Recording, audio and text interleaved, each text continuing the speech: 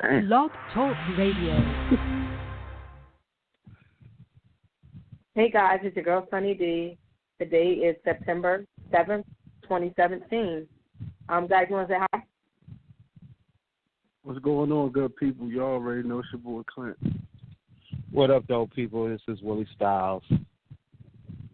That made me think of your shirt, Willie, but like, what up, Devin? Like I said, guys, welcome to tonight's show. If you're listening right now, you're on blogtalkradio.com/GFT radio show. If you guys want to call in, phone number is 657-383-1155. If you are too shy, we'll be watching out for our Twitter, so you can add us at GFT_radio and chime in on the conversation. I guess we could start with how your week was, real briefly. Oh man, I know for me, we've been a lot of hectic. How I sound? It's been very hectic. You know, I've been just moving around, trying to get my car fixed, get back to handling business. But other than that, went to my little brother football game today. Joe, I want to shout him out. He scored a touchdown. They blew that team out like 42-0. So, oh wow! I mean, shout out to the Wow. Nottingham North Stars. Yeah, you know, they was out there rocking today. So I had fun out there doing that. Outside of that, you know, everything's been chill. I can't complain. Yeah, all right, cool, man. Congratulations to them for that big win. For me, you know, it's been a very, very busy last weekend and week, and you know, I went down to Vegas, went and hung out, had a great time, spending time with friends, families, and just, you know, loved ones, and just, you know, enjoying what Vegas had to offer. Got to check out my little nephew's football game. Him and his sister were he was playing, she was cheerleading. They won their game, their homecoming game, as well as they had a nice little blowout when we was there. You know, they had to forgive me because I was doing the show while they were out there playing, doing last Thursday's show. So shout out to the Cimarron Memorial in Vegas, and I believe it was in Paradise. They won their game. I think it was 56-0. So they had a nice little blowout. Yeah, they were killing it out there. I was getting the play-by-play, so it was cool. They was texting me the play-by-play. So anyway, you know, came back from Vegas. It's just been, you know, trying to get back to reality, back to school, which we're going to touch on a little bit today, and just, you know, trying to spend time with the family and trying to catch up on sleep because, you know, it was no sleep game while I was down in Vegas. So, you know, so I'm still trying to recover. So. That's what's up. Yeah, that's definitely what's up. We got to do a group trip to Vegas. We got to set that up. Oh, for sure. I'm always trying to be in Vegas. I only need a minor excuse, and I'm in Vegas already. I'm already there. Terrible. Well, my week wasn't all that. It wasn't all that. I mean, the most I got excited for was first day of school. The kids were excited. I was happy for them to finally get out of my house and stop using all my electricity and shit like that. First day of school when yeah, because, you know, they in your house using up everything, eating you out of the house at home, you buying shit, you got to keep replacing it. Like, you just seem to never have enough food when the kids in the house, and they just there all day, just eating. So, you know, I'm happy to kick them, right? Electricity bill be higher than it used to be, like all that, y'all know. Real bill payers know what it is. But, like, other than that, I ain't really have nothing going on this week. Did a bunch of shit for the podcast. That's pretty much about it. That's what's up. Do you want to shout? Do you want to get at it? Let them know what's out there about that. Yeah. Yes, I would definitely do that. So, guys, during my downtime this week, I decided that I was going to just make some merchandise on Teespring and just make a bunch of GFT Radio logo shirts and just random quotes that we say throughout the podcast. If you listen to the podcast, you know some of these quotes you'll probably laugh because you've heard them about 50, 11 times. But go to teespring.com/stores/GFT Radio. It's a bunch of stuff there that you can pick out and buy. All the proceeds go to help us better our podcast and better your podcast experience. So definitely support your favorite NJ podcast. and Detroit podcast because we got Willie on the line. He always up there, but he been a part of this since day one. So, we definitely want you guys to support what we're doing. So go there. Definitely buy some merchandise. It's not too pricey. The stuff that is a little bit pricey is because it's more material. But everything else is kind of budgeted at a good price. And, all the proceeds go to this podcast and everything that we're trying to do for future endeavors. So definitely check that out. That's pretty much it, yeah. That's what I was doing. Right, that's dope. Y'all know what to do out there. Start ordering some damn shirts. Y'all know what to do. And take a picture and post it on our Facebook page or tag us on Twitter or Instagram at GST _radio. If you buy a shirt and you get it, post a picture of yourself with it. Like we want to know who our supporters are. For sure.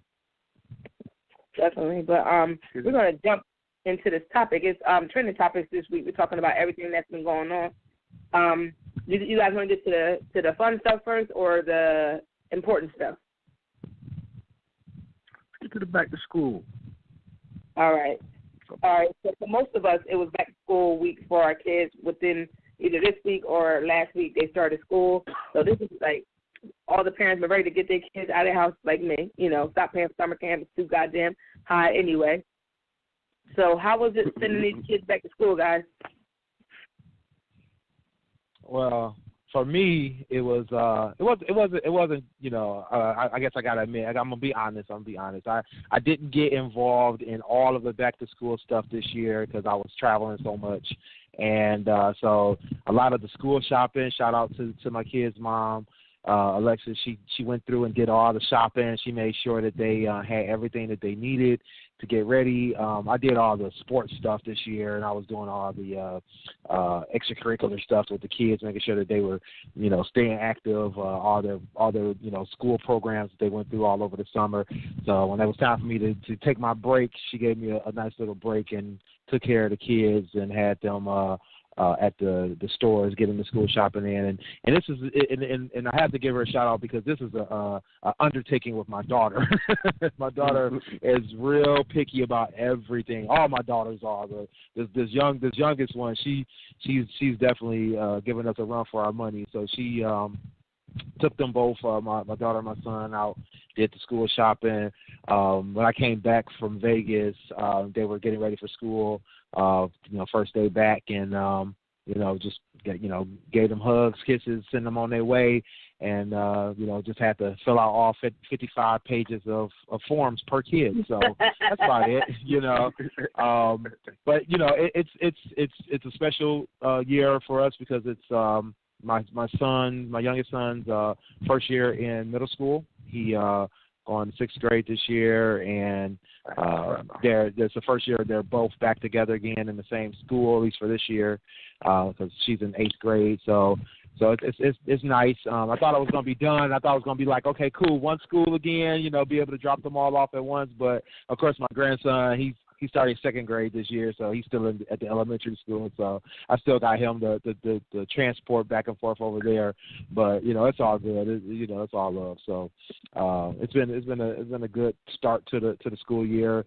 But I do want to send a FU out to the to the elementary school parking lot and everybody that's involved.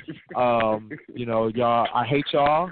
I hate your guts and fuck all y'all. So I just want to put that out there.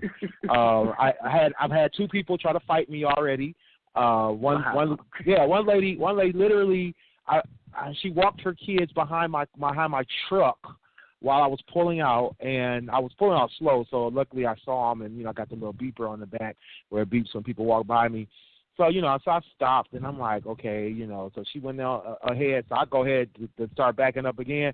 She literally trying to cuss me out because she walked behind my truck while I'm pulling out. I'm like, dude, I don't know what's up with that, and it's just been a mess. But, that's first week of school for you. Everybody wants to take their kid to school, so it's crowded. It's real, the traffic is horrible. It's taking 40 minutes to get out of the parking lot. It's it is what it is. But next week, all the real regulars, the ones who really take their kids to school, will be out there alone, and it'll be a lot smoother process. So all you first day of school parents, all you kindergarten parents out there, just calm down. That's all I can say is calm down. It's not that deep.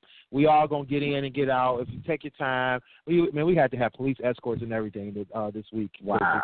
It's that bad because there's so many people trying to come in and out. But, it is what it is. So, yeah. So first week of school, going pretty good. Can't wait till next week. Yeah. That sounds about right though. That traffic that first week is horrible. Mm-hmm. It is horrible, especially the parking lot. Trust me, I know. Me, my daughter. My daughter hasn't started elementary yet. She started. She in preschool. Her birthday fell a little late, so she really couldn't start kindergarten. But in Jersey, what I've learned is kindergarten is a mandatory. So as long as you're 5 and a half to 6, you go jump right to first grade.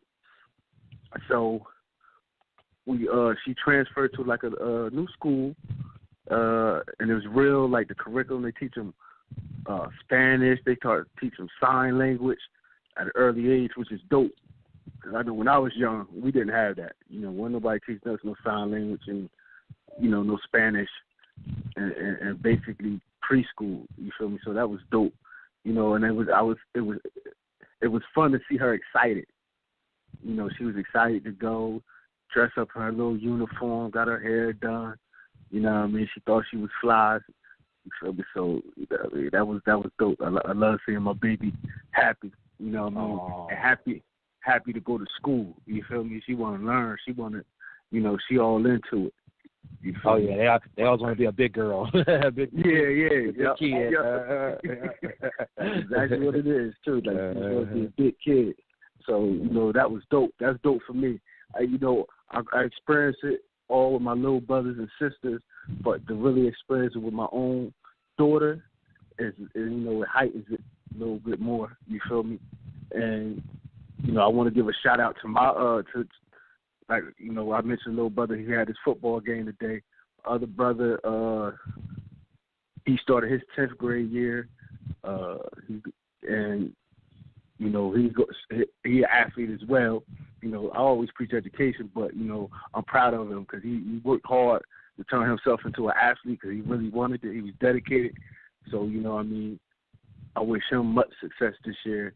If you're gonna do track, basketball, he might even do baseball. You feel me? That's he's real good at all that. So I want to hope he has a great year in high school. One thing about it, what we have in Trenton, I don't know how they have it out there. Is like we used to have one main high school. So, but now they got the high school split up because they tore down the main high. Yeah, they tore down the main high school to rebuild it. So they got all the kids like split up, going in all different type of places. So.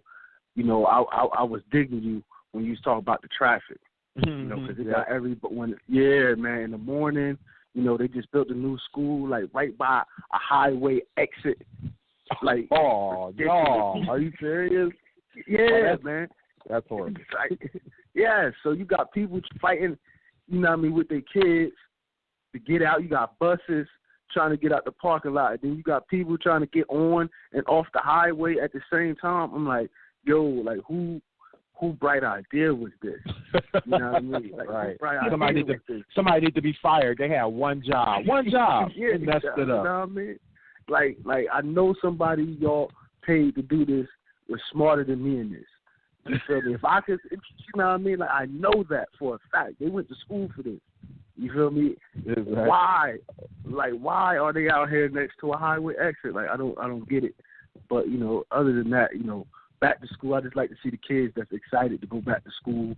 You know what I mean? Me personally, I wish it was never go back to school. I wish the kids go to school year round. Everywhere. Yes. You feel me? That would be awesome. That would be wonderful. They need it anyway. They really do. To compete out in this world, they need it. Yeah, because, all that time you spend in the summer, you ain't really, I know with me, I can retain stuff while I'm in school easily. You know what I mean? But once I'm out of school and I'm outside, like, man, I ain't thinking about none of that. Yeah, that's why I keep my kids. That's why I keep my kids in program. I had her in because my daughter, she went to 10th grade, but she was in our area has like this program that gets kids ready for college, or it helps them in high school. Like they have one program called Project Smile. It helps them through middle school up into high school, and then they also have Upward Bound, which is what my daughter's in, and they pay the kids to go to it. It's free for parents to sign their kids up. It's for inner city kids to help them go to college, and they help them throughout school. It's not even called summer camp. It's called an enrichment program. Basically, they go to school through the summer, and they help them with their core classes and help them get prepared for their next grade level. And they also, once they get to the certain my daughter's in 10th grade, they'll start taking her on college tours. So that way she can kind of get to see what colleges she wants to do. And then she can also win a scholarship, or they'll help with the PSAT as well as the SAT. So she goes to that in the summer. So she's getting education in the summer, and she's getting paid to go there. And they also give them work-study programs. So that's the type of program you want your kid into. And, she's prepared for 10th grade more than she better now if she would have went a summer camp for the summer and just did nothing. And my son, he's special. He's in special ed classes or special needs classes. That's what they call it. And he had an extended school year where he was in school throughout the summer too, and he was learning his stuff to prepare him. He's still doing like Clint's daughter. He's in pre-K, but he's actually in the school. He's in the pre-K within the school district. So it's like school, but it's pre-K, and they're preparing them for kindergarten. So he went through. He went through the extended school year, and now he's in pre-K again, and they're preparing him for kindergarten next year. So both of them were kind of excited to go to school. I think my son was ready a week ahead because he had one night he woke me up to put on his shoes, his book bag, and he gave me a shirt to put on, and he wanted to go outside. And he knocked on the door, and he said, door, and he knocked, and he pointed, and he's like, outside, and he wanted to go outside. I don't know where he was going with his book bag on, but he was going somewhere. He was ready to be out. Yeah, he was ready to go, and he know when that school bus shows up, he like, yeah, let me throw whatever I got down, let me throw my toy down to the bus is here, let me go. Time for me to go. So that's what's up. So far, so good. I don't like his one-on-one, but other than that, I think so far his teacher is good. I got a question since I'm the relatively, what you could say, new parent on the line. That's this is my first time really going through the process, and I like to get advice, and I want to ask y'all, was I wrong, or do y'all agree, or just y'all thoughts on this? So, the first day I go to her school, I beat her there, you know what I mean? Her and her mom, I beat them there. So I wanted to look at the school because I didn't get a chance to before to look at it. I wanted to look at the school, talk to the lady who run the school, and she was breaking all the curriculum down. Like I said, teaching us sign language, Spanish, plus the math, stuff that I like to work with her on at home as well. And she was going to teach them the Pledge of Allegiance and all that. Now, immediately when she said that, now, tell me if I overreact. Well, I didn't overreact because I didn't say nothing at that point. But in my mind, the first thing that came, I don't want my child saying no damn Pledge of Allegiance. You feel me? But I bit my tongue because I wanted to bring it to her mom. I wanted to talk to her mom first about it, and so we could make that decision together. Because I figured, the best way to make co-parenting work is not to just force your views or force your opinion on somebody. Sure. Had a conversation first. Right. So, it slipped my mind when she came that day. We was there, we sat with her for a little bit. It slipped my mind to bring it up. So I brought it up to her attention actually this morning. And I was like, I really don't want her saying, standing up she can stand up for the Pledge of Allegiance, but I don't want her saying it or reciting it. Because first of all, she doesn't even know what she's saying or reciting. She doesn't understand it. Secondly, she was like, at first she was like, well, I don't think there's nothing wrong with it. We did it when we was growing up. I was like, yeah, but didn't nobody really explain it to us. You know what I mean? They just told us to recite it. You feel me? We don't know the history of it or none of that. You feel me? Then, you taking a pledge, an oath to something that you don't know. I just didn't agree with it. So, it took her a minute. We discussed it. So she was like, I understand. And then she went there today when she dropped her off and told the lady, Nah, she don't want to resign it. She called me, let me know that's what she did. And I know tomorrow when I go pick her up, I'm going to have the same conversation because I just want to, put it out there. Right. Am I overreacting? No. Okay. So this is the thing. And you touched on the most important point of it. The fact is that children don't understand what they're pledging to. Right. They don't understand what the Pledge of Allegiance really is. They don't understand why they're saying it. They're just told to do it. Right.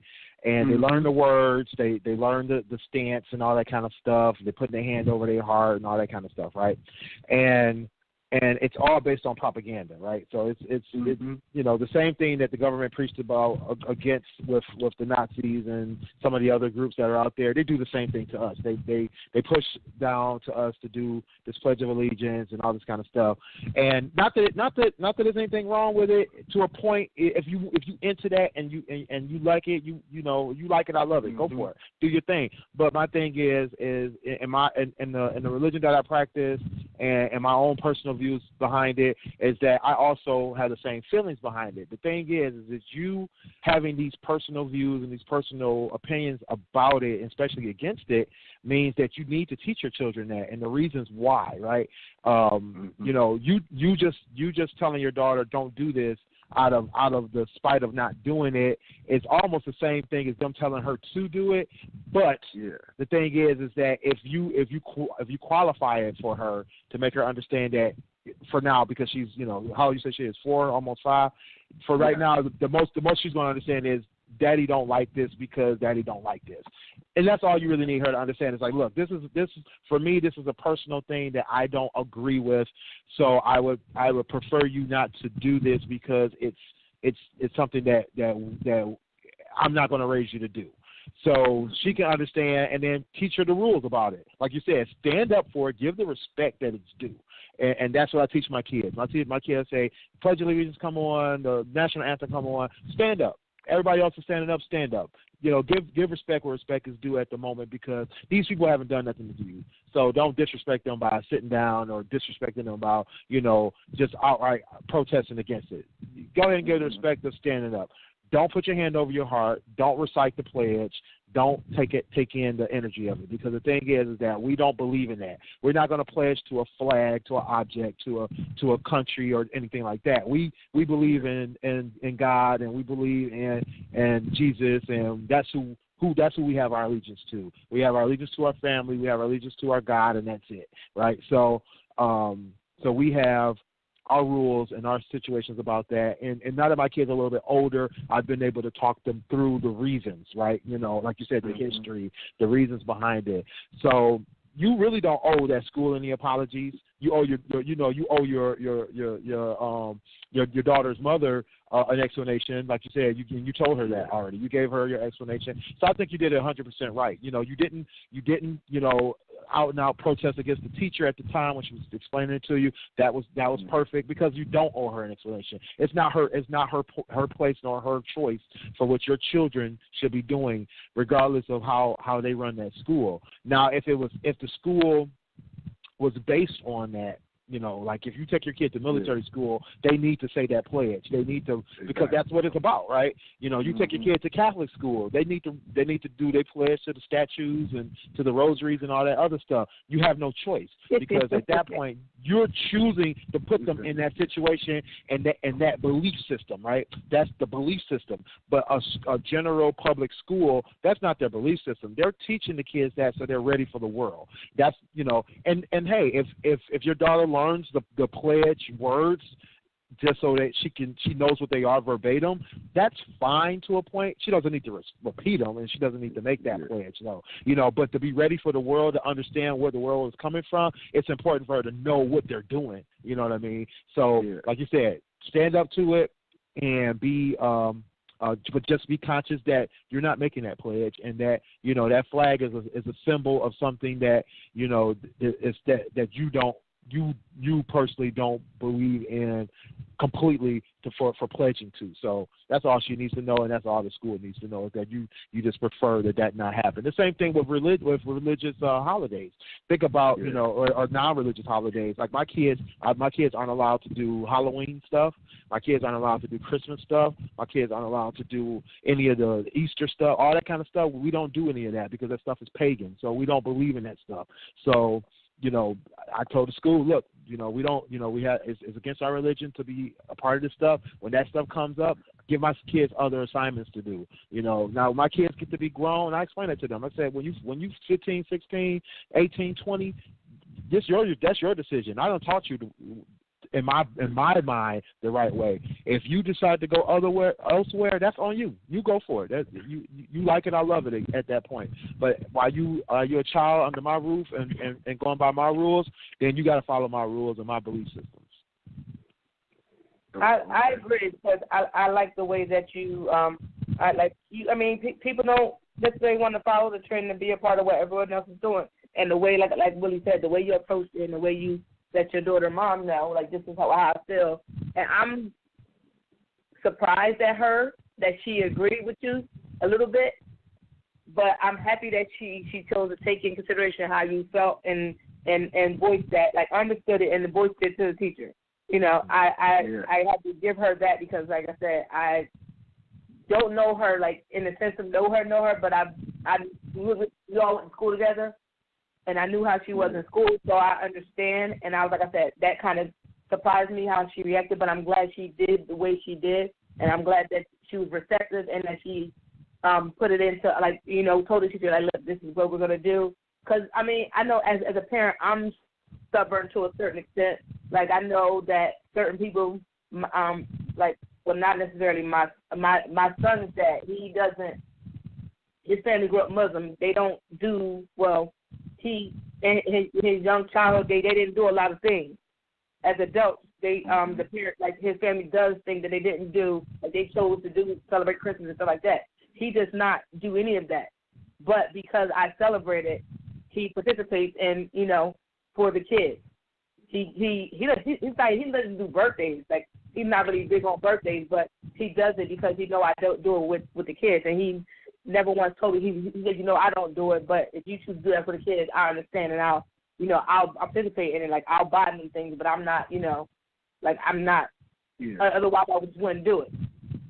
So you kind of have that understanding with your co-parent and stuff like that, because in situations like that, it's always a touchy situation. Some people could be strong in how they believe and just bump heads, and everybody wants to be stubborn and not listen to each other.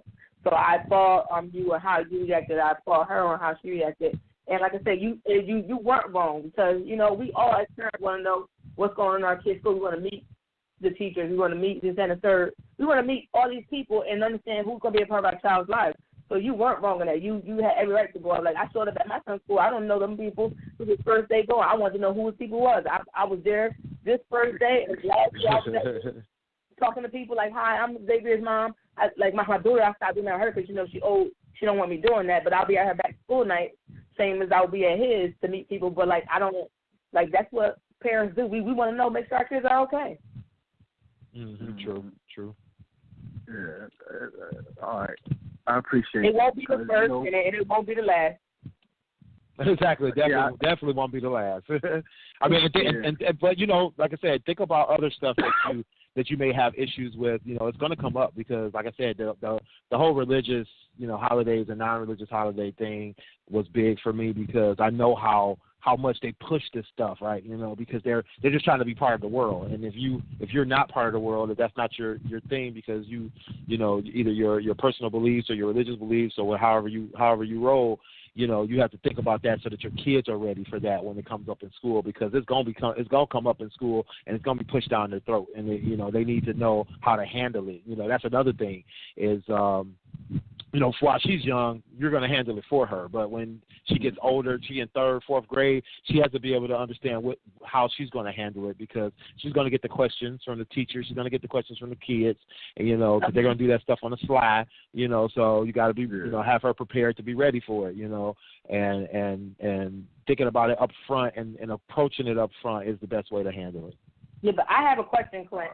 because I know that you choose not to do certain things or not participate in certain things.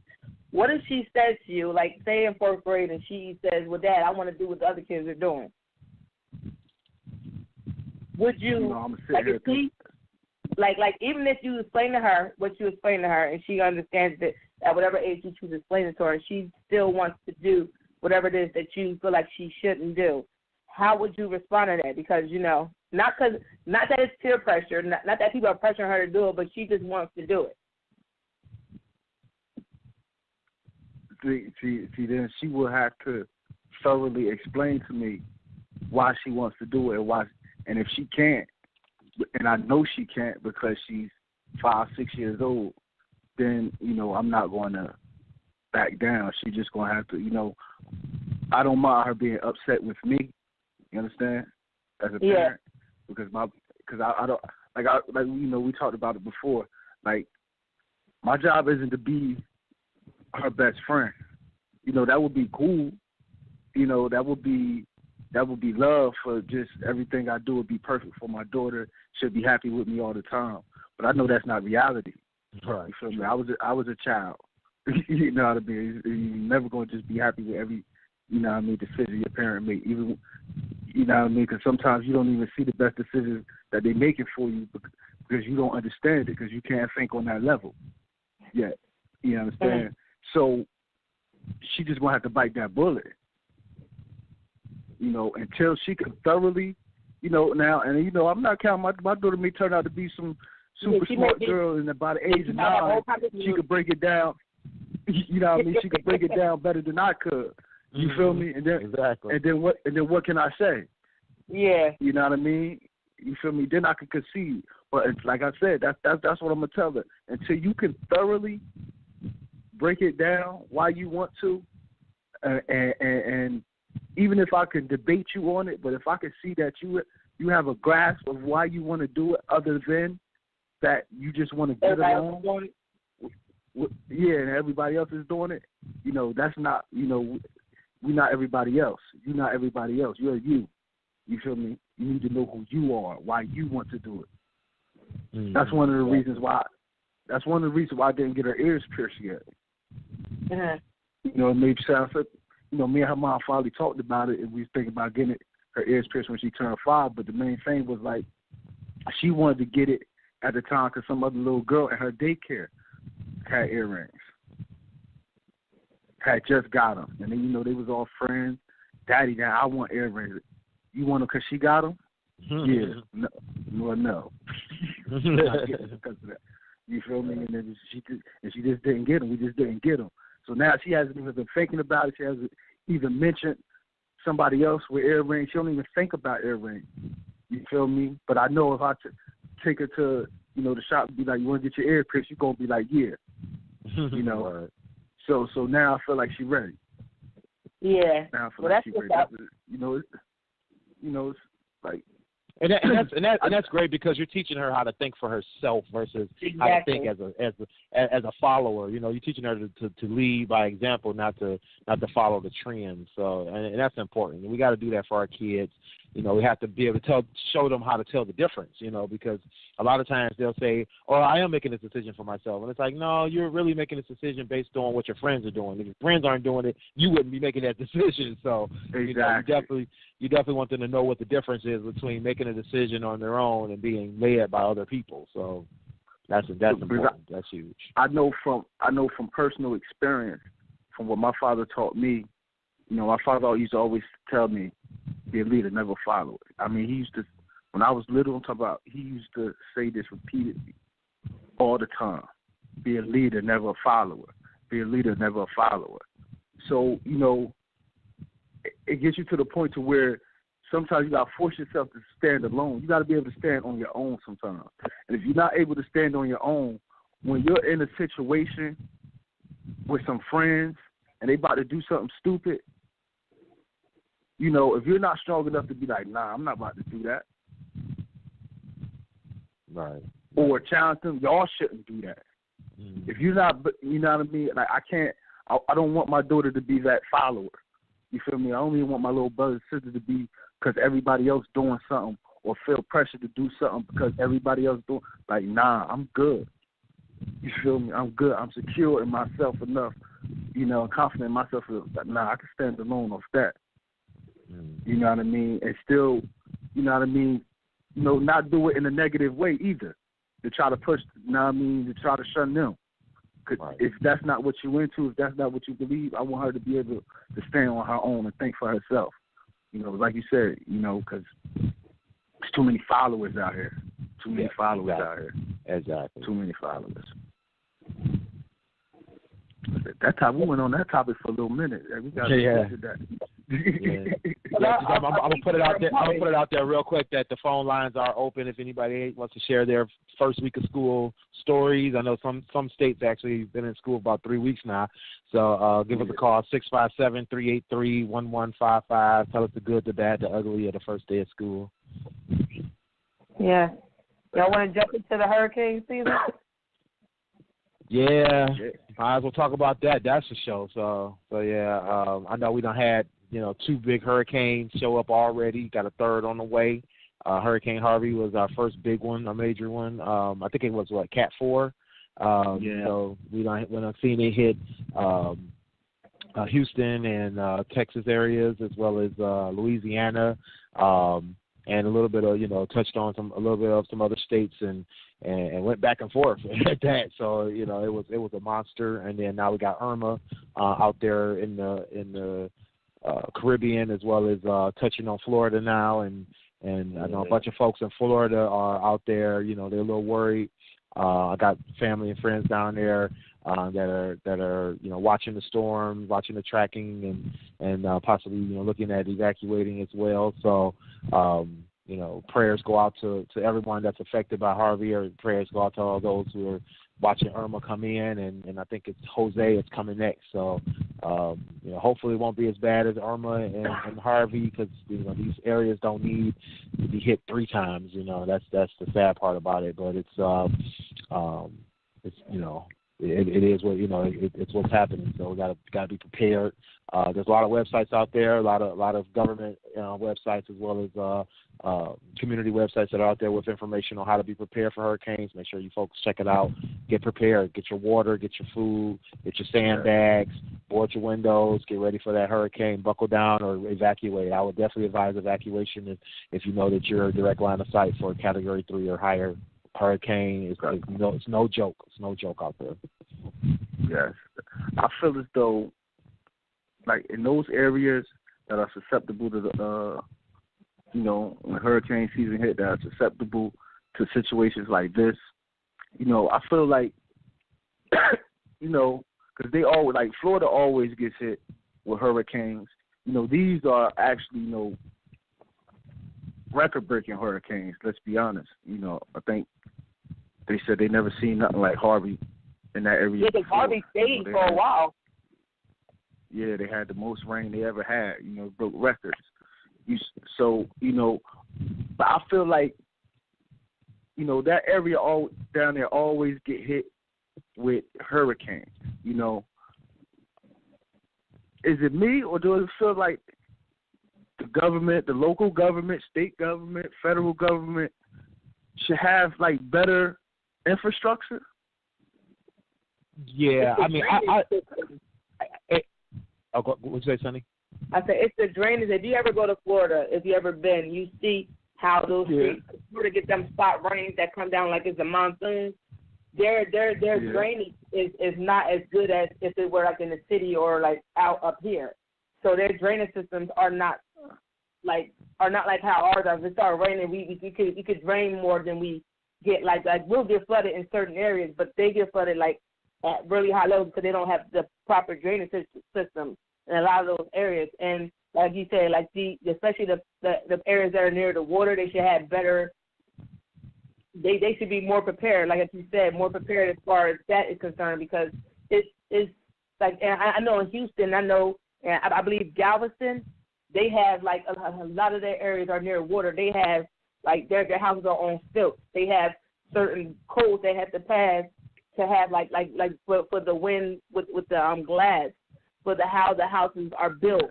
Period. They have these codes that you have to have it by. You have to have it to be able to withstand or hold out during some type of natural disaster. But I just feel like a lot of these areas aren't properly cared for or manageable for that type for these type of storms that keep happening. Not necessarily like as bad as Harvey happened, but close enough, you know. Yeah, and I think the thing too is it's about money, right?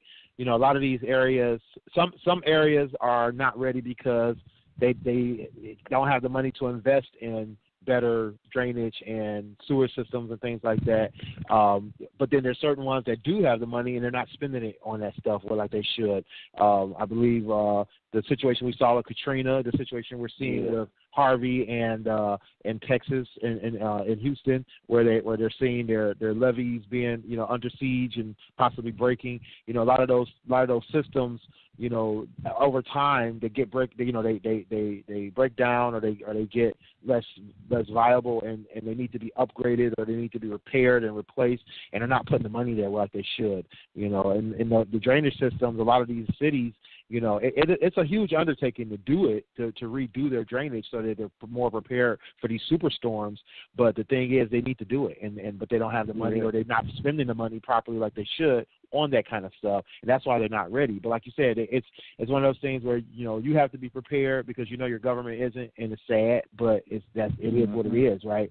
A lot of the housing codes are the way they are because they know the people will be ready before the government ever will be. You know, you put your house on stilts, you put your house elevated. If you ever watch House Hunters or the rebuild shows and stuff like that, Property Brothers, you see them building these things up on these elevated, risers and things like that, protect against flooding. And it's because they know that the drainage systems just can't handle the flood, waters that'll come through in those areas when things do get bad. So you have to be prepared on your own. Being able to evacuate, having a backup plan. I think that's the most important thing. Having an evacuation plan, having a backup plan when it comes to the hurricane season. I mean, like you said, Sonny, it comes every year, and it has to be on the people who live there to do their own due diligence and to not be so. You don't have to be running at every site of every storm that comes through, but we get fair enough warning nowadays that these storms are going to be bigger and bigger and more dangerous. Take heed. Don't think just because you went through some of these smaller tropical depressions that you can handle a hurricane. You have to know the difference. Once it hits over Cat 2, Cat 3, it's time to go. That's what I was saying. I was thinking about that too, Willie, because here's my problem. I have I was over here in a couple of my job. I know a lot of people that stay in Florida, Miami, and different areas of Florida, and here's where I don't like. This is where I don't understand how people I don't think that people.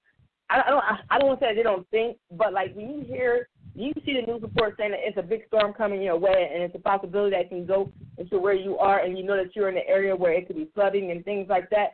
I think that these people need, it should be a mandatory evacuation. And it should be fines where people who won't leave the area are fined, because then it goes to the situation where, you have people like the National Guard and stuff like that, or people that have to rescue you and go through all this and possibly die in the process to try to rescue you because you chose to stay in the area you knew was going to get hit by the storm. Or it was close to getting hit. It was in the area where it possibly could get hit by the storm. I think that this is where we lose a lot of lives unnecessarily. And I just think that I understand that that's your home. You save money there and things like that. You have valuables. But at the end of the day, all those could be replaced. Your life is very important. So if something like that is going to happen, you should want to save your life and the life of your loved ones to evacuate and get somewhere where you're more safe. And I don't understand, and then you got, these rescuers that got to come rescue you, and they particularly risk their lives trying to help you. I understand you 100%, Sonny. I agree to an extent. But then when I think about it, some of these people really don't know where to go or have no place to go. They have. Some of them don't have. Some of them. Then some of them don't even have the means. Is what we talk about being prepared. because some of them don't even put it at the priority. You feel me? When you live in them areas, that should be a priority. That should be in your uppermost thoughts. Like if you live in same thing, if you live in a place where tornadoes hit all the time, you know what I mean? You have to be prepared for that. Even more so for a tornado because the warnings are even short. You know what I mean? Like they can just pop up, boom. Exactly. You know what I mean? So you have to be prepared for that. Now, that's why, like I say, I agree with you a lot because, like Willie stated, you get enough time to know what's coming. You know what I mean? You know when it's coming, but now you're in a messed up position because he's like, well, then what am I supposed to do? I have nothing. You feel me? Just before this storm, I was trying to figure out what I was going to eat today or how I was going to feed my kids. Yeah. Now I got to worry about a storm. You know what I mean? And y'all want me to go this place and this. I have nothing. You feel me? I can't even get gas. Right. You know what I mean? Right. I was just about to mention that is that I think some of those people are in a situation where they don't have means, car or maybe gas money to get out of town. You talking you would have to literally take a road trip. I mean, like my cousins, they stay in the Tampa area, and they used to live in Tallahassee, and I mean that's like I want to say it's like a 2-hour drive. I mean, that's some heavy gas money to take that road trip just for them to get out of the state. These people were gouging the prices of gas and everything too. That's crazy. Yeah, exactly. So that's when most people get rich. Yeah, that's true too. That's between all the supplies that get bought out, the groceries, the tools and all that kind of thing, the wood. You got tons of stuff that gets sold, right before a storm hits, because people are either trying to buckle down and get ready for the storm, or they're trying to get up out of town. It's a huge industry just for that. So. But I mean I think when it comes down to it, it's best to keep in mind what you're dealing with and try to have a plan if you can. Try to get out of town if you can. If you can't, what I think though the problem too is I think a lot of the counties and the cities that deal with these kind of issues, I think they need to start doing some more diligence up front, especially when these things are coming, to be prepared for people who can't evacuate properly or who can't get out of there. I mean, they'll set up a receiving center after the fact, right? Like why don't you have a receiving center set up, sandbagged, everything ready to go, and then when people come in, have it where people could come in and stay, the day or two before the storm hits, so that if it does go down like that, people are already there. People already have, the ability to be there. They're not stuck at home waiting for somebody to rescue them to bring them there, that kind of thing. And because that's what's been happening lately. You see these big storms coming, all this flooding, and now you got to take boats out to get people and save people. So it's I think the upfront preparations should be more. They should come up with that stuff earlier for their people in their cities and in their counties. Yes, because I felt bad. I saw it on the news, the one mom that was trying to get out, and she died with her baby on her back, and the baby was living. And it's like stories like that really hurt my heart, because I'm like in those like Clint said, or you said, Willie, both of you guys said, it should be things set up ahead of time in place. I mean, they do give enough warning, but it also should be things set up ahead of time where these families or these elderly people can get out of their environment and go somewhere and get somewhere safe. Whether they have they should have shuttles and stuff getting them out of these areas, because it's just sad when you hear stories like that. When you hear about a story where the family was driving and they got flooded and the car tipped and only one boy out of 6 people in the car survived. It's crazy. Yeah. I mean, that's the thing too. It's the elderly and the infirm, the people who can't move and get around just as well as everybody else. That, how do they evacuate? How do they get out of their situation ahead of time? When a lot of times you see those folks. I mean, look at the one picture when they had that picture going around about Harvey, and it was a nursing home, and those elderly women were stuck in that nursing home, waist and chest deep in water, because they couldn't evacuate in time. That's the kind of things we need to keep from happening. That's the sad part of these situations. If they'd have been provided a safer location up front, to evacuate to, and like you said, transportation or whatever is necessary, they could get them out of there and get them to those areas before the storm hits instead of after the fact. Because by then, somebody can lose their life. Yeah. And community. Like, I feel like we should, when you're in a community like that, y'all should stress to each other preparedness. Be prepared. Y'all should stress that. Everybody in that area, in certain areas, should know it. Like, Sonny, we have an area in our city, excuse me, Willie, called the Island. Yeah. And, and it's, that's on the west side of Trenton. And there was an area over here where I live at, east side of Trenton, Mulberry Street, always floods. I mean, flood people. They had to tear down. There was a whole bunch of nice houses out here on Mulberry. They had to tear them down because they were always flood. And that's why I brought up infrastructure. But I also brought it up because those people on the island, like, that happens like once a year, almost, to where they got to move, where they got to get out their homes. You know what I mean? It's like projects over there as well.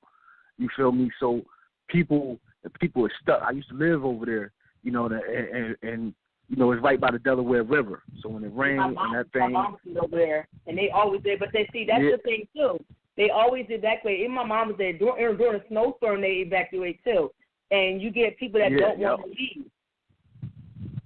Yeah. Like, I'm not leaving. Yeah. Oh, it's an apartment. What's wrong with you? But then it's like, where do they don't got no place to go? You feel me? Because even when they displaced us, we had a place to go. We had family we could have went to. But some people, they had to sleep in the firehouse. Yeah. Or the Salvation Army came out there. So it was like they had nowhere to go. They didn't have no cars. My mom had that there. A single mother with kids. She ain't driving. Yeah. You feel me? She ain't working. Like, what is she to do? Right. What is she to do? We can tell her to be prepared, but at some point, the community got to help her too. You know what I mean? Like, it get deep. It get deep. Yeah, I mean, I was about to say, and that's the thing, is that it definitely gets deep in those situations because it's big. It's bigger than, or it's more cut. It's not so cut and dry as much as we would like it to be. It's not as black and white as we want it to be, and easy as we say it is. We can, like you said, Clint, we can tell people to be prepared all day, but if they don't have the means in the way to be prepared, they're not going to ever be prepared. And it's going to take that that government, takes that community, it takes the people around them to help them get prepared or to find shelter or whatever the case may be, But then people also have to, like Sonny said, people do also need to be less brave, less belligerent, about the situation.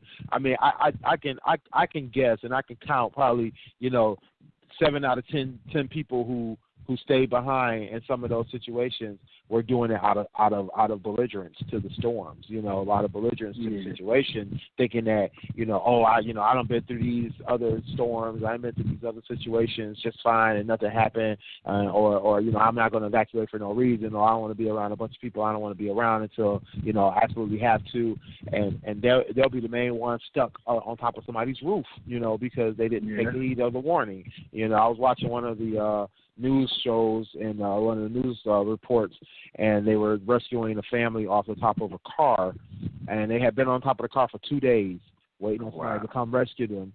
And basically, the guy asked the one lady, like, what kept you from evacuating? And she said she didn't think it was going to be that bad. That was her main thing. She didn't think it was going to be that bad. And and Storm showed her, but the thing is that, they have been telling them it was going to be mass flooding. They have been telling them there's going to be, these issues that are going to come up. It's a bad storm, it's going to be flooding. It's going to be, strong winds. It's going to be a dangerous situation. If you don't take heed, if you don't take the warnings, nobody can help you. That's the thing about that. You got to be open to the warning and to the situation. Yeah, I was watching the news and they was interviewing this girl on the Today Show. Her house flooded up to the second floor. So she was I think they asked her why didn't she leave, and she's like, and she said it's kind of the same thing. So her neighbor rescued her. Her neighbor's house was the same as hers, but she kept going back and forth between the houses. They were like, "Where are you right now? Are you at the neighbor's house?" She knows. I went back home. I'm waiting for somebody to rescue me. Why are you going back between the houses? If you already flooded to the second floor, you got to go out and you got to go downstairs into water in your house to go outside into water to go float to the neighbor's house next door, back into water. And like, what are you doing? Right. Yeah. Like, what are you doing? That's another thing. You not to laugh, but some people just don't got common sense. Yeah, that's true. You just gotta chalk that up. So some people just don't got common sense. You know what I mean? But I know the thing about being prepared, because you were stressing that, is certain precautions you gotta take. You feel me? For those, sometimes you just gotta speak to specific people. For those who can get out and do have a means, you should make it a priority to have you a strategy if something like this happens. To relocate for a couple of days, just to because it may be nothing or it may be this serious. But you have to, if you are able to relocate yourself, you should. To those who can't right now, that's something you should think about. These situations should open your eyes. Mm-hmm. You know what I mean? These situations should open your eyes. You talk about preparedness for simple things. I like, people drive. You driving a hoopty, but you don't got no cables in your car. Mm-hmm. You know what I mean? You don't got no like stuff like that. You know what I mean? Like, because say people always think, when you're doing something, you thinking everything's gonna be all right. Sometimes you have to think worst case scenario. Right. You have to think worst case scenario. Worst case scenario. What can you do at this moment if it happened right now? What type of situation will you find yourself? If what happened in Houston is happening in Trenton right now, what can you do? You know what I mean? What can you really do? So you ask yourself that. So if a hurricane hit you right now, are you prepared? I know I'm not. Right. I got water and stuff I can cook on the stove. Or like I got water. I got some canned food, but if my house gets flooded to the second floor, it's like, all right, then what? My car ain't no good because now the water must be over my car. Mm-hmm. You know what I mean? So I don't got my car. I don't got no exit route. All my family is in this area. Yeah. My family's scattered around. I'd be stuck. My family. You know what I mean? I got family in North Carolina, South Carolina. But, now I got to prepare for that trip. Do I got the means to take that trip right now? Is my car going to make that trip? No. Right. You know what I mean? It's a lot. It's a lot to think about. It's a lot to think about. There's a lot of people affected by it. It's a tough situation. It's a tough situation to be in, especially when you're not, prepared to be prepared. Yeah, exactly. I remember when Sandy hit. I was one of them people that wasn't leaving my house because I wasn't near any water, and my street didn't get flooded. My street did not get flooded, thankfully. I lost my power, but I was able to cook for the first couple of days. And it was funny because one of my friends is from Puerto Rico. He came to my house, and I was pregnant with my son at the time. So one of my friends came to my house. He was a good friend of mine. He had been homeless at one point, and I let him stay on my couch.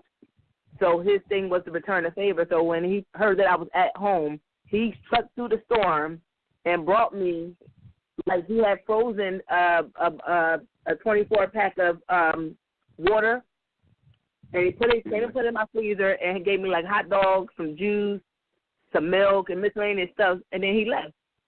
And my mom and them was trying to tell me to come to my sister's house because she was more in the middle of the city than I was, and they wanted to make sure I was okay. And I was like, no, I'm not leaving. It's not going to get in my area.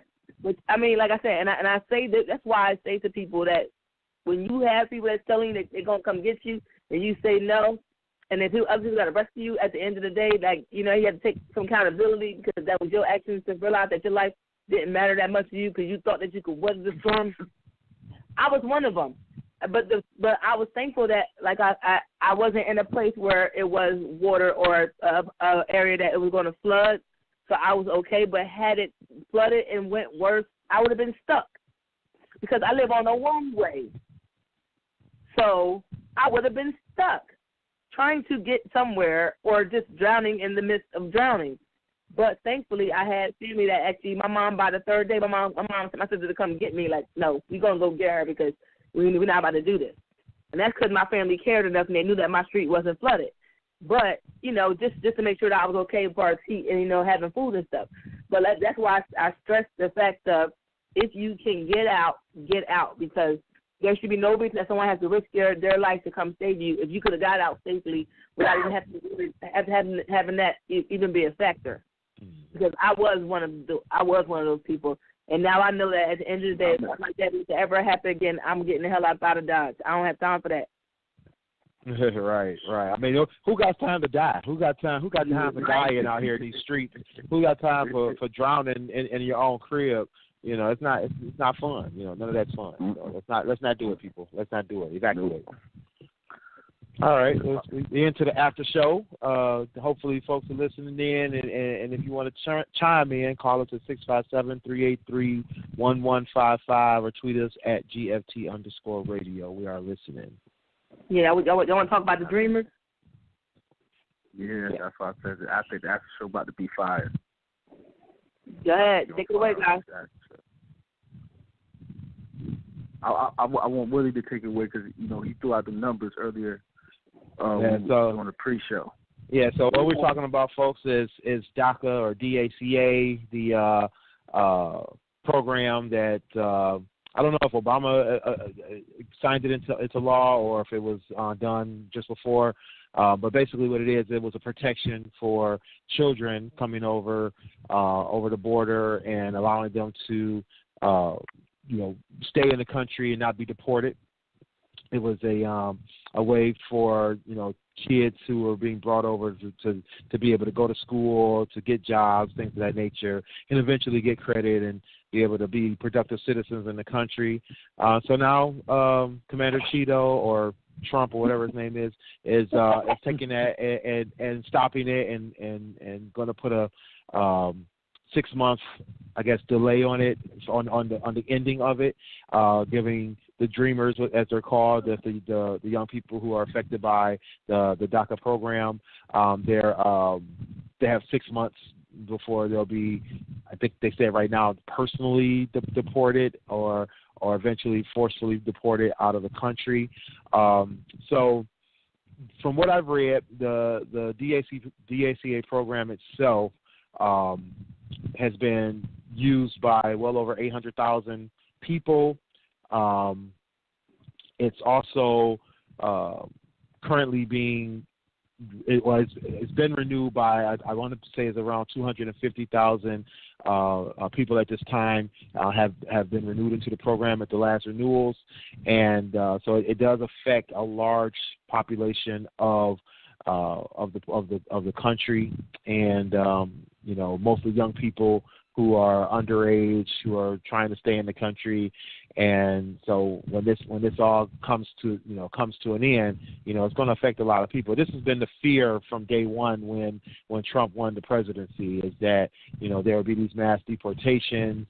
How is it going to affect the children that were involved in the DACA program, since there was one of his campaign promises was to end it, and as well as how the deportations were going to occur and if they were going to occur immediately. So right now, he's taking the stance of a 6-month delay on the program ending. So it does give people some time. But I know that there's still also the fight to try to, there's been a lot of protests about it. I know they're doing a lot of, I don't know if they're doing court action yet, but I'm sure that's going to be coming soon as well. There's a bunch of links on the internet. If you just put in DACA program into Google, you'll get a ton of links on what the program is. It's specifically DACA means Deferred Action for Childhood Arrivals. So the deferral of the action is the fact that they're deferring the deportation of what we call the Dreamers. The Dreamers are the kids who are in the program, deferring the action of deporting them if they, go to school, if they have jobs, so on and so forth. So, and I believe it's a 2-year program, or 2-year session that you go through. So you go in, once you get accepted, you have 2 years to be in the program. Then at the end of your 2 years, you have to go and renew it. So anybody who's coming up for renewal at the end of this term, they won't be able to renew, as well as anyone that's part of the program after the 6 months that Trump is giving them, the program will end and they will no longer be protected under the DACA program. Yeah, it was founded by, it was created by Barack Obama, or President Obama. Yeah, you see, that's one of the reasons, because I was reading somewhere, it was like, he did it by executive order.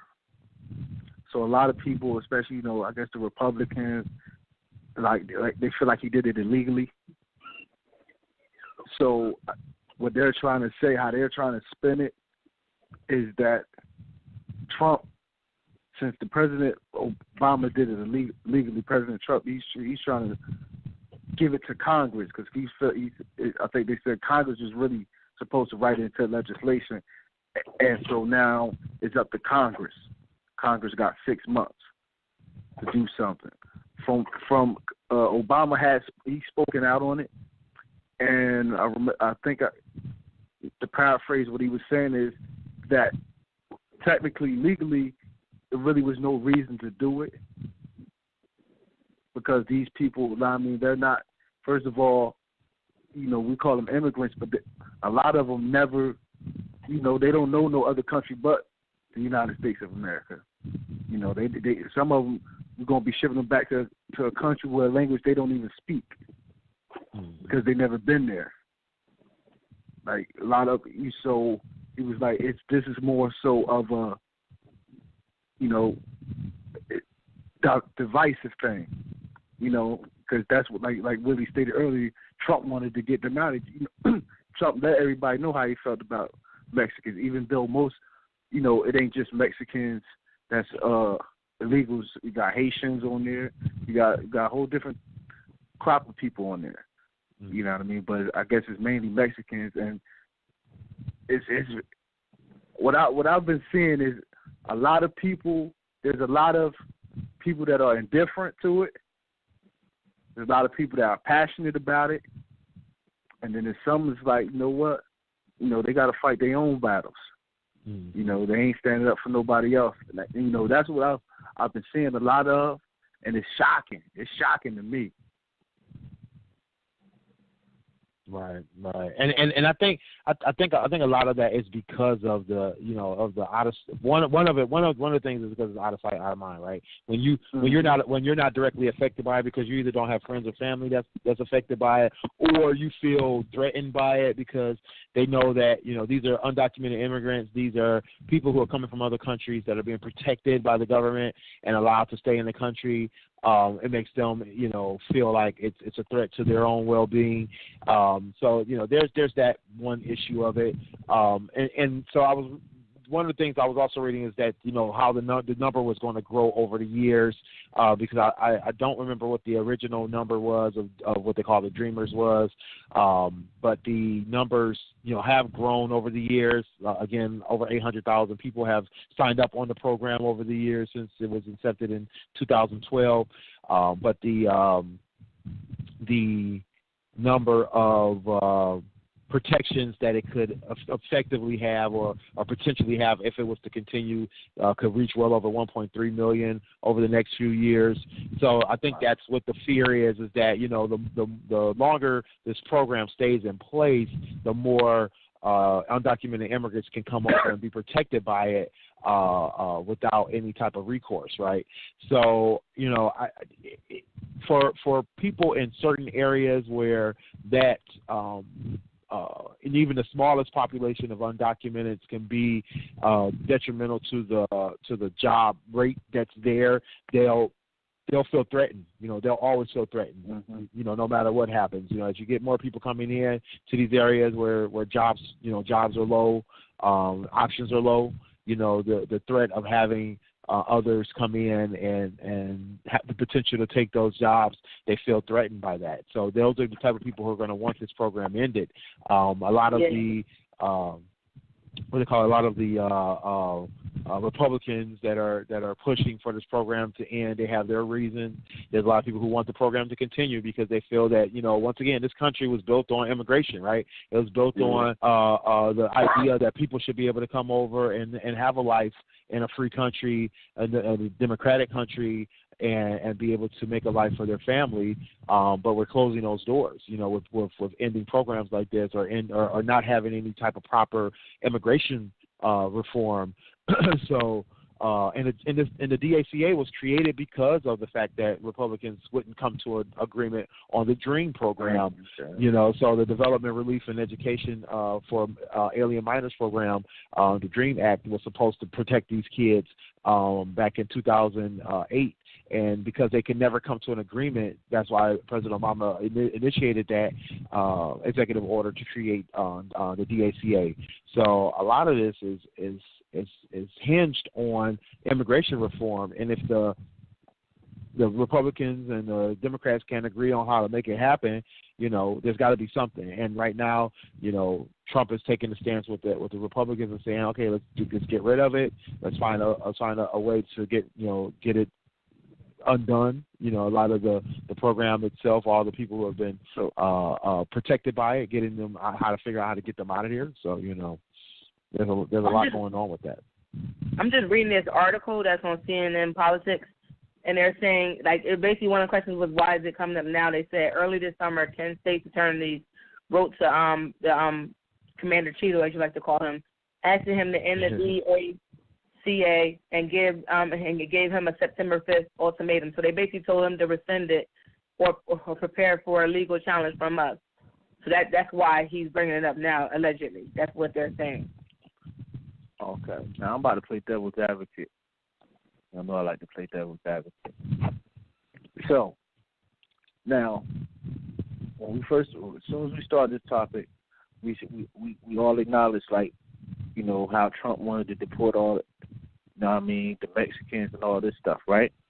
Mm-hmm. And we talk about the immigration reform. Now, we also know that under Barack Obama, more people were deported under his administration than all the presidents of the 20th century. Like, we do understand that, right? So it's like I'm trying to figure out how can they come from such a high moral ground, you know, on that side. To be clear, I'm not affiliated with either Democrat or Republican. But how can they come from, like, a higher moral ground when, you know, they basically was doing the same thing? It's just that, you know, they did it quieter and cleaner. You get what I'm saying? Because you know, like, he literally, that's how, like, they deported a lot of people under the Barack Obama administration. A lot of people got deported. You know? So my thing is, they coming from, like, oh, we supposed to be welcoming and this, that, and the third, but, like, that's not what your actions say. Mm-hmm. You know what I mean? Your actions actually coincide with everything Trump is talking about he want to do. That's why I'm confused at. You know, everybody was, you know, I think because Trump was talking about building a wall, you know, and that nonsense, and through everybody, he was talking in his rhetoric. But, like, you know, the actions took, you know, Barack was doing the same thing. He was getting y'all out of here. Mm-hmm. Yeah, that's I mean, I guess like a lot of people don't like. I mean, for the people that I've heard say that they didn't like Barack Obama, even though he was the first black president. A lot of people I know didn't like Barack Obama, and they basically said that he didn't do everything he was supposed to do, or they thought that he was going to do. So I think for the people that know like how you're telling us, know that Barack Obama did just some things that are aligned with what Trump is trying to do. I think a lot of people understand that. But for those that don't, they're probably like, wow, they didn't know that. I know I didn't know that it was that. I mean, maybe you told us that before, but prior to you told me that before, I didn't know either. Yeah, like well, I mean, me when I found that out. So, okay. So my thing about the deportation thing and the numbers, right? So I have to look at it from this standpoint. Over the years, deportation has been kind of a hit or miss thing, right? Because you're talking about directives and you're talking about initiatives that are being done and who's in charge of it. So you have your immigration departments and you have your and like right now they're called ICE, Immigration and Customs Enforcement. So you have all these different directives that they're given, right? From either the maybe the presidential administration, maybe the local governments and that kind of thing, and the directives could be either clean sweep or it could be focused, right? And so the numbers you're talking about, I know that from a vast majority, and actually there's an ABC News article talking about it from August of 2016. It even speaks to the fact that 91% of the people who were removed from the country in 2015 were criminals, were people who had felonies, people who were part of gangs, things of that nature.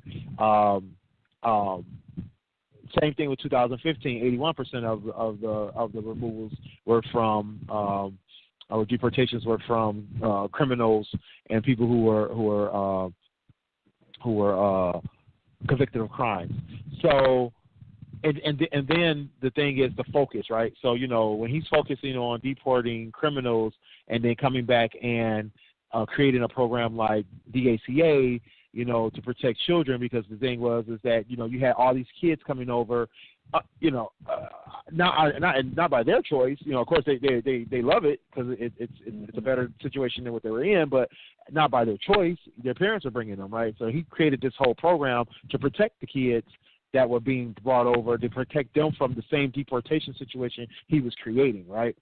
So I think, or not even that he created, somebody else created that. That would have been from years past, because most presidents did clean sweep deportation. You weren't a documented immigrant, then you needed to be removed. So that's where that other 8% in 2015 and 19% in 2014. That's where all those numbers were coming from, with people who were just undocumented, got caught up in the whole clean sweep, and they were taken out. So. The thing is that when you also look at the numbers, you have to think about how many people are coming over. Over the years, the breakdown of our border security has broken down, right? And as the breakdown of that happens, and then as more of the reasons people migrate and come over illegally have exploded. So you had, in I think during the Clinton and Bush era, you had so many more gangs and killings and drug lords in Mexico that were taking over, that it was forcing a lot of people to come over the border illegally because they're trying to escape, these kind of crime situations. There's a lot of political situations that were causing people to come over to seek asylum from political oppression, and that also exploded over the last 12 to 15 years, or during the last 12 to 15 years during the Obama administration and before, during Bush and during Clinton years. So a lot of that had to do with the sheer number of imports that we were getting and how they had to push those people back out. So, looking at it from the stance of sheer numbers, you have to realize the more you get in, it's going to be the more you can take out. You know what I'm saying? And then from the focus that they were doing, they're focusing on these criminals where before they were doing mass deportation or clean sweep deportation, you know, and not having the proper resources to do that kind of deportation. Of course, the numbers are going to be lower in the past than it was now. If what's his name? If Trump continues in office over the next 3 or 4 years and focuses as well on similar things in terms of clean sweeps, he's going to end up having higher numbers than other presidents who did clean sweep deportation because he has more people he can deport.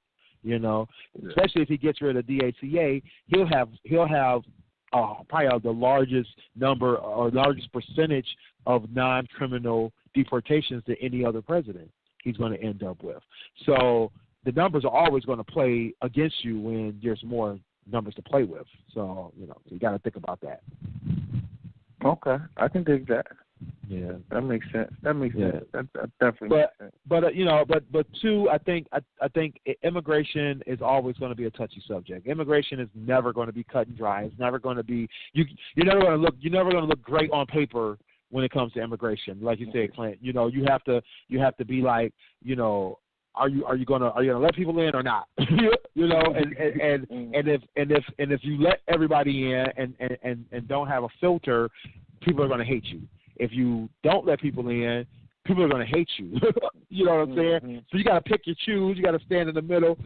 I mean, that's where Trump went wrong at the beginning with the mass ban, and I mean his focus was all off and all skewed because he was focusing on religious base, you know, and then calling Mexicans bad guys, you know. So, and I think a lot of what he was saying was based on looking at what Obama was doing. You know, he said, you know, if 91% of your deportations are criminals and you have the highest number of deportations ever, it does speak to what you're deporting, right? So, you know, but he made the mistake of broad stroking everybody and saying, "Oh, all these must be Mexicans." You know, they weren't all Mexicans. You know, you got to remember there was a lot of other countries involved in that. You know, just because we got Mexicans are the highest percentage of immigrants doesn't mean that they're the highest percentage of everything. You know what I'm saying? It definitely doesn't paint a broad stroke across the entire people as to how their personalities are. You know, so you can't go around calling out every Mexican a bad person because 91% of the Mexicans, or not even Mexicans, 91% of the deportations were criminal deportations. But it's, you know, like I said, it just speaks to the touchy situation that we have. Immigration is supposed to be here to allow people to come over and have a good life, but it's also supposed to be for the benefit of the country that's taking in the immigrants, right? And if your source of trade or your skill set doesn't match up with the skill set that we're looking for, we have a choice to make. We have the choice to make to say yes or no to let you in. And if your choice of trade or skill is criminal activity, of course we're going to send you back. So that's going to block you at the border. You know, so you can't be mad at that. So, you know, it is. I got a quick question for Sonny. Yes. On the other side. Now, because most of the people I've seen arguing with women. Now, as a black woman, you feel me? Have you seen or do you feel Hispanic women have stood with you, and are you willing to stand with them? Do I feel like Hispanic? I mean, I wouldn't say all. No, I would. I mean, thinking about it, I would have to say honestly, I would say no.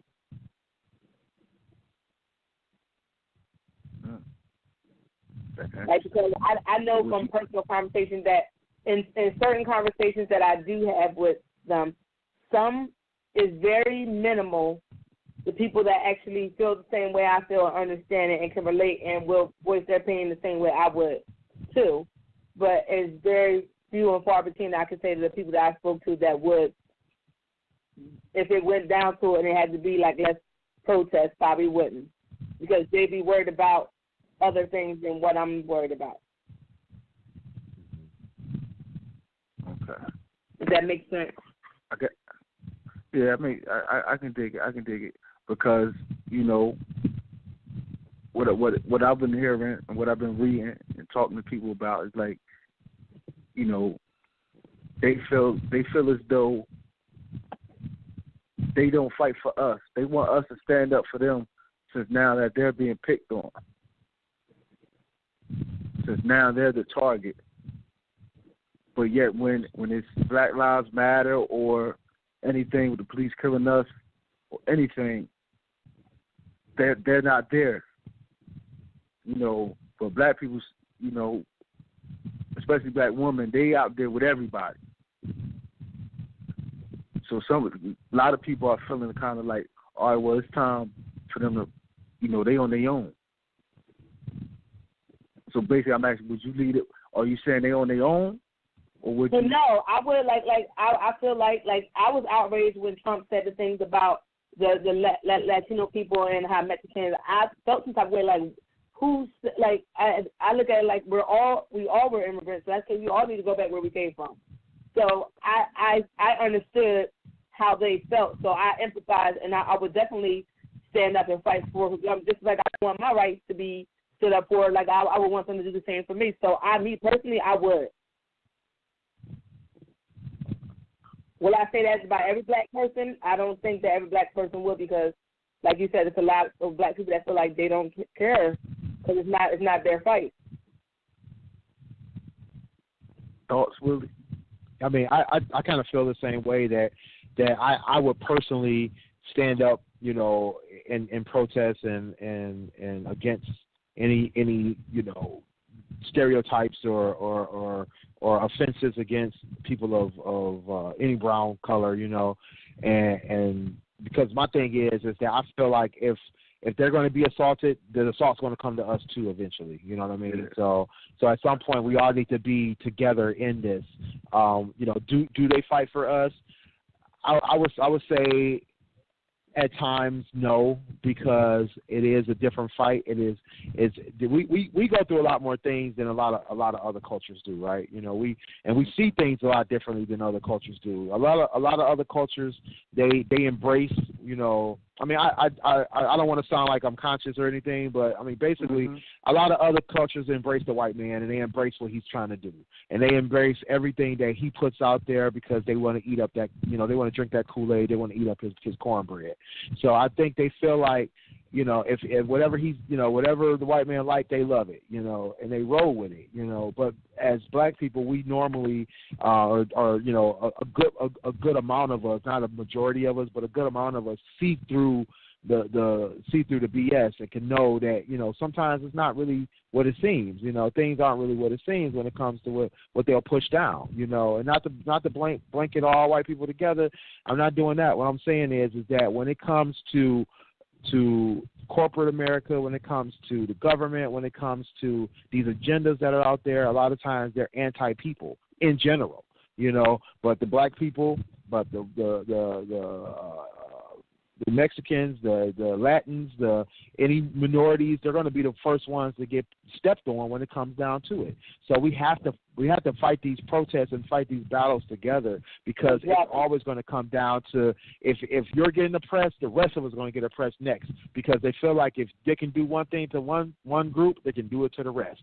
But a lot of times those other groups don't fight that fight for us because they don't see it. They don't understand that. They don't get that we're stuck in this situation together. Until the minority becomes a majority, or until the majority realizes the minority does matter, we're never gonna be free of these situations and these things that come up. They're always going to be able to kind of put on these shows for us and then hit us with something on the other side.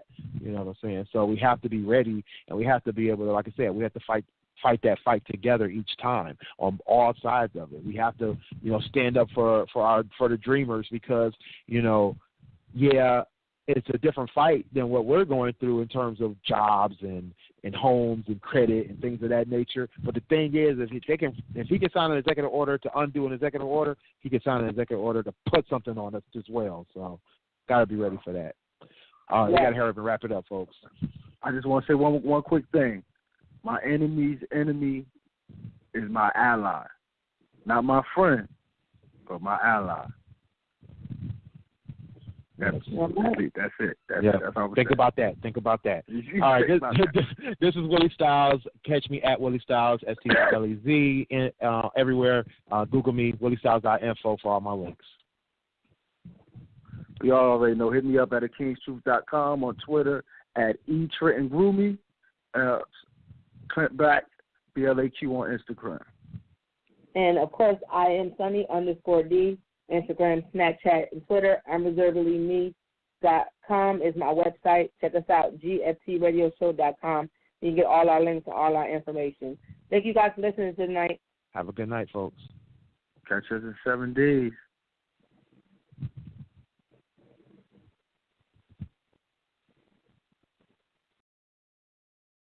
USAA gives me the peace of mind and the security just like the Marines did. The process through USAA is so effortless that you feel like you're a part of the family. I love that I can pass a membership to my children. We're the Williams family and we're USAA members for life.